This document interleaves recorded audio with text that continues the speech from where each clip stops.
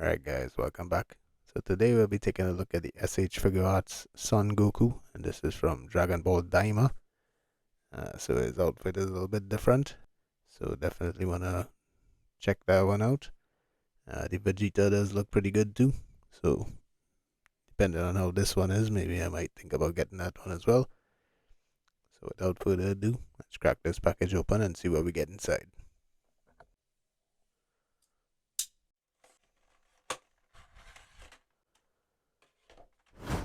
Alright, so taking a closer look at Goku, getting in onto the details on the face there.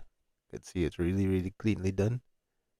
Usually is the case with SH Figuarts. They're usually really good at printing on those faces really well and sculpting.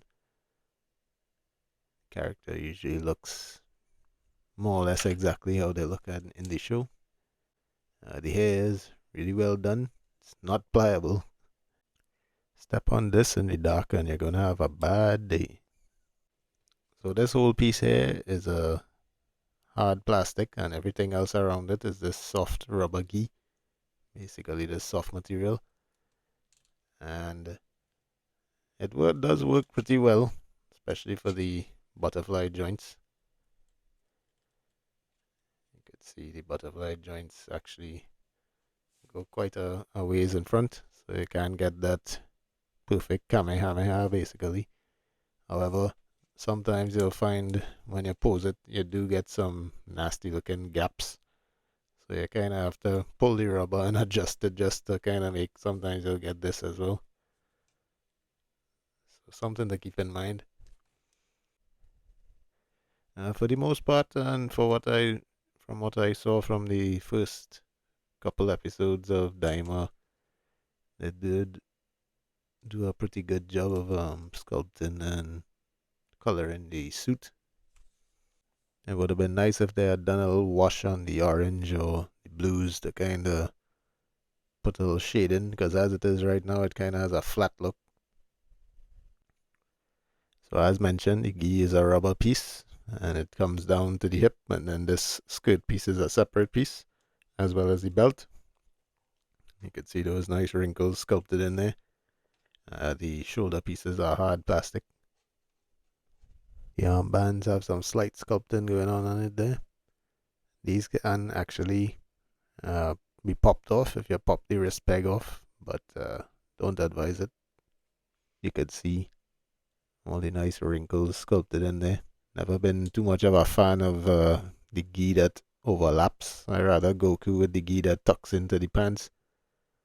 I think that always looks better, but this is the design choice for Daima. Getting down to the hips, we see the typical ugly looking SHF hips there.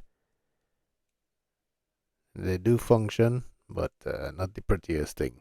Maybe it's a godsend that we have this flap covering everything. Getting down to the legs, you can see the same nice wrinkling going on there. Still no shading, unfortunately. Good to see that they cleaned up the back of the knees, which is usually a pretty nasty looking eyesore, and they did get some good range on it as well. So that's a good piece of engineering I think they improved upon. The boots, very nicely painted, very clean. I kind of do like the old school one with the yellow tassel piece on the front. The ankles are a bit of an eyesore because they do have that large gap, but I'll take it for the sake of functionality. And they do seem to work very well. No treads at the bottom of the feet, unfortunately. So for the most part, I think the figure is very nice. Just a little bit bland, I think, and especially with no shading done. There's just nothing to make it sort of pop. I think it would have been nice if they put back the symbols that he has on the chest and back. I think those used to add a little bit of something to the old costume. But for the most part, it's pretty cool. Alright, so getting right into the articulation. Because of the hair sculpt, his head, although it is on a double ball joint, doesn't work so well, so you're gonna have to use the neck joint to get the majority of the looking up. So he looks up about that far, looks down quite a good bit. He can tilt from side to side, swivel of course, all that good stuff. The shoulders do go up about this far. They go down to the side around this far. It can be dropped a little bit, but it does leave that ugly looking gap there. The arms do have the butterfly joints, and as mentioned, they can get you pretty much in front and together for that Kamehameha pose. And then the joints going back will give you about this much. The shoulder does rotate around. He does have a bicep swivel. The elbows are double jointed. The wrists are on a ball hinge joint, so you can get that horizontal motion, or if you reorient it, you can get that vertical motion as well. The torso is a bit interesting. There's a double ball peg going from the torso to the hip, and it is connected to the hard plastic piece on the inside of the gi. So to get him to crunch forward properly, you'll have to kind of push him down, kind of stuff him into that gi, and you can get him crunching forward about this far. You go back about this far. He does move side to side as well. Legs kick forward about this far, which is really good. They kick back about this far. You can do full splits. There's a thigh cut at the top. Upon closer investigation, he has single jointed knees, but they work very well and give you good range. There seems to be a hinge or something at the boot that allows it to rock back and forth. The ankles go forward about this far, go back about this far. It does have really nice ankle rocker, and it does have a toe joint. So you're not going to have much trouble getting Goku into some really nice dynamic poses, as it should be. Getting right into the accessories. He does come default in package with 2 fists. He does come with 2 martial art pose hands. He does come with 2 open gesture hands or key blast hands. And then he does come with the Kamehameha gesture hands. He does also come with a variety of faces. He does come default in package with a happy smirking face. He does come with a shit just got real face. He does come with a gritted teeth face, which is looking off to his left side or your right side. And then he does come with that angry open mouth expression that you can use for a variety of things, shooting blasts, charging up, you name it. To change out any of the faces, all you have to do is just pop off the bangs, which you'll see by the seam line. And once you have the bangs off, you can simply slide the face out, which is pegged in, and then replace it with the face of your choice, and replace the bangs. In addition to his default head sculpt, he also comes with this windswept head sculpt. To change out the head sculpt, all you have to do, pop it off, and pop the new one in, and then you just simply put the face of your choice, and put back the bangs. And of course, all the face plates we saw before can't fit on this head sculpt. So we have the happy, we have the shit got real, we have the angry sideways, and we have the screaming head sculpt. The last accessory comes with is this alternate skirt piece. And to apply that, you simply pull apart the waist, pull the belt off, pull the skirt off, put the new skirt on, put the belt back on. You'll notice one peg is bigger than the other. And then plug the torso back in.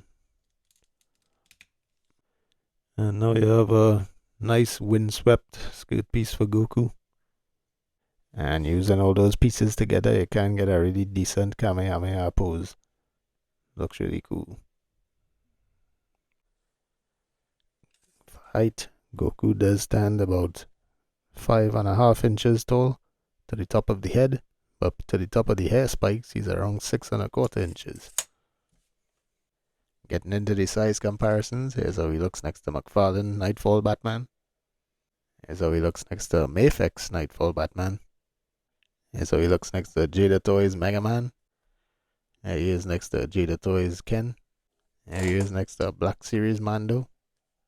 Here he is next to NECA Mirage Raphael. Here he is next to Marvel Legends Ant-Man. Then here he is next to another anime character, the SH Figuarts Romance Dawn Luffy. So all in all, I think it's a really decent figure. Had a lot of fun playing around with this one. Definitely fun to pose around.